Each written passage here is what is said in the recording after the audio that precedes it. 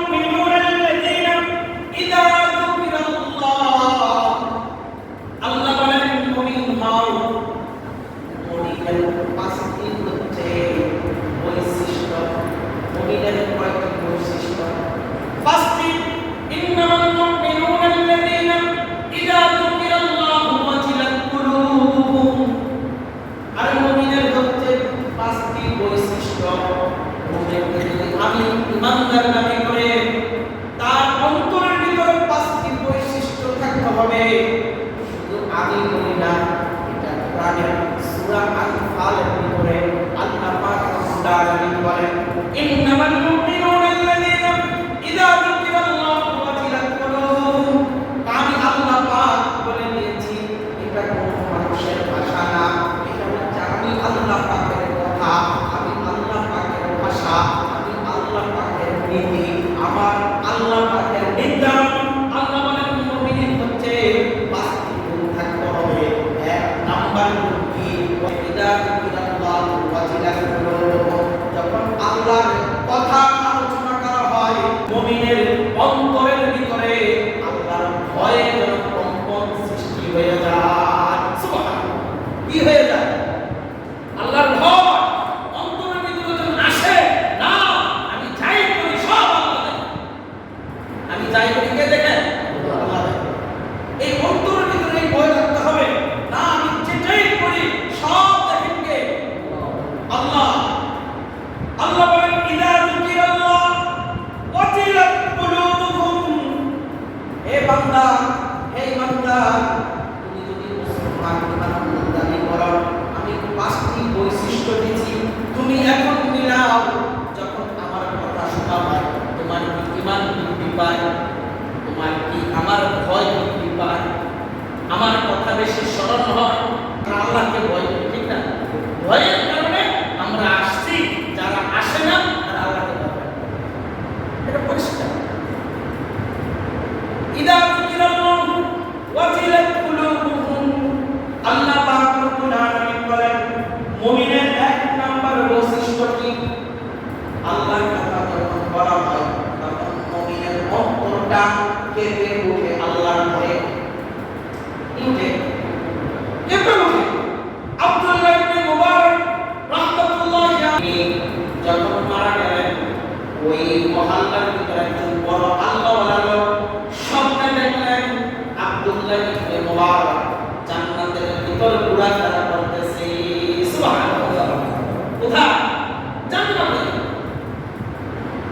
ওই আল্লাহর স্বপ্নের ভিতর আব্দুল্লাহ ইবনে মুবারক রাহমাতুল্লাহি আলাইহি জিজ্ঞাসা করলো আব্দুল্লাহ ইবনে মুবারক আপনি দুনিয়াতে যেরকম আমল করেছেন আল্লাহ তাআলা ওইভাবে আপনাকে জান্নাত দিয়েছেন সুবহানাল্লাহ আব্দুল্লাহ ইবনে মুবারক বলল ঠিক আছে আমি যেরকম আমল করেছি আমার জান্নাতটা ওরকম হয় না ওই আল্লাহ বলে জিজ্ঞাসা করলো কেন আপনার ওরকম জান্নাত হয় না বলছে আমি আলেম ছিলাম আমি অনেক ইবাদত করেছি আমার বাড়ির পাশে আমার জান্নাতটা হচ্ছে আমার জান্নাতের চাইতে বড় কামা এই যে হাতুড়ি আপনার গোয়া দা এগুলি মানা আব্দুল্লাহ ইবনে মুবারক যত বিখ্যাত আলেম তার জান্নাতের চাইতে একজন কামার জান্নাত কি বড় এই কথা শোনার পরে এই আল্লাহর ঘুম ভেঙে গেল সঙ্গে সঙ্গে কামারের বাড়িতে গেলেন যাওয়ার পরে কামারের স্ত্রীকে বলল মা তোমার স্বামী কি এমন আমল করেছে জগৎ বিখ্যাত আব্দুল্লাহ ইবনে মুবারক রাহমাতুল্লাহি আলাইহি জান্নাতের চাইতে তোমার স্বামীর জান্নাতটা বড় তখন ওই মহিলা বলল আমার স্বামীর দুটি গুণ ছিল এক নাম্বার গুণ আমার স্বামী ইবাদত যখন মানুষ করত এটা নিয়ে আফসোস করত কি করত আফসোস করত আমার স্বামী ছিল করে গরমের সময় কামারের কাজ করতে কষ্ট হয়ে যাইত তাই জন্য আমার স্বামী রাত জেগে কামারের কাজ করত লোহা পিটাইত দা বানাইত কিন্তু আব্দুল্লাহ ইবনে মুবারক রাহমাতুল্লাহি আলাইহি আল্লাহ তাআলা তাকে সচ্ছলতা দিয়েছেন, তাকে ইলম দিয়েছেন, তাকে বড় ফরজের জিন্দেগি দিয়েছেন। আমার স্বামী ছিল কামাল, আমাদের ওরকম সচ্ছলতাও ছিল না, কিন্তু আমার স্বামীর ভিতরে এরকম একটি আফসোস ছিল, যখন গরমের সময় আব্দুল্লাহ ইবনে মুবারকের দোতলার ছাদে উঠা যখন তাহাজ্জুদের নামাজ পড়ে, আমার স্বামী যখন কামালের কাজ করে, আব্দুল্লাহ ইবনে মুবারকের ইবাদত দেখে আমার স্বামী আফসোস করত। কি করত? আফসোস করত। আল্লাহর কাছে বলতো, আল্লাহ তুমি আমাকে সচ্ছলতা দাও না, কিন্তু আব্দুল্লাহ ইবনে মুবারককে তুমি ইলম দিয়েছো, সচ্ছলতা দিয়েছো, তুমি তাকে আলেম হিসাবে কবুল করছো।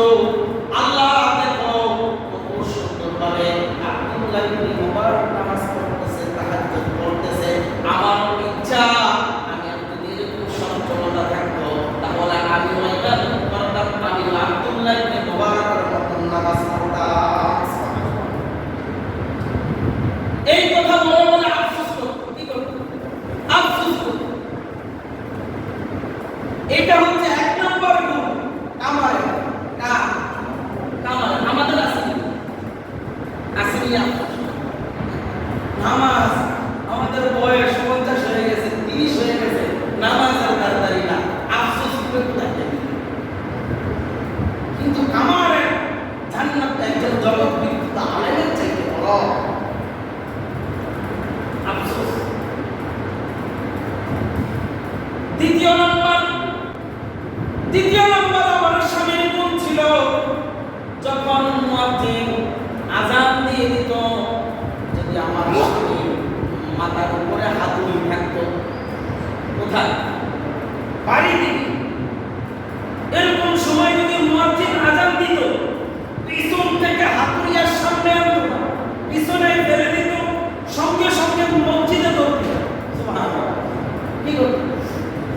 সঙ্গে সঙ্গে মসজিদে দৌড় দিত। আর পিছনে আরেকটি গাড়ি নেই, সময় তো আছে, আরেকটি গাড়ি নেই। এটা ছিল না তার অভ্যাস। অভ্যাস ছিল কি? পিছনে হাতুড়ি আযান দিয়েছে, এর পিছনে ফেলে দিয়েছে, সঙ্গে সঙ্গে কামার নামাজের জন্য প্রস্তুতি নিত। আর আল্লাহর কাছে দোয়া করত, বলতো, আল্লাহ আমাকে দুনিয়ার মানুষ কামার বলে, আল্লাহ তুমি আমাকে আখিরাতে হাসরের ময়দানে কামার বলিয়া ডাকিও না। আল্লাহ আমার একটি নির্দোষ তোমার কাছে আমার একটি দরখাস্ত, আল্লাহ দুনিয়ার মানুষ আমাকে কামার বলে ডাকতেন, আল্লাহ কাল কিয়ামতের ময়দানে আমাকে যদি তুমি কামার বলে ডাকো, আমি লজ্জা পাবো, আমি শরম পাবো। আল্লাহ তুমি আমাকে কামার বলে ডাকিও না, তুমি আমাকে তোমার বান্দা বলে ডাকিও। সুবহানাল্লাহ। তোমার বান্দা, তোমার গোলাম হিসেবে ডাকিও। একদম কামার, তার নামাজের কি গুরুত্ব ছিল, আর আমাদের গুরুত্ব এখন আছে না। তাই জন্য কামারের জান্নাতটা হচ্ছে আব্দুল্লাহ ইবনে মুবারক রাহমাতুল্লাহি আলাইহি জান্নাতের চাইতে বড়। এক নাম্বার ছিল আল্লাহর ভয়। কি ছিল? এই যে ওয়াজিলা বিল্লাহ ওয়াজিলাত কুলুবুহুম, মুমিনের এক নাম্বার গুণ কি? আল্লাহর ভয় সব সময় থাকতে হবে। আযান দিছে, এটা আল্লাহ ডাকতেছে। আল্লাহ বলেন, তুমি আমার ডাকে আমার ঘরে আসো, তোমার কি দরকার আমার কাছে যাও, আমি আল্লাহ পাক রব্বুল আলামিন সেটাই দিব, যেটাই চাইবা সেটাই দিব। এটা কার কথা?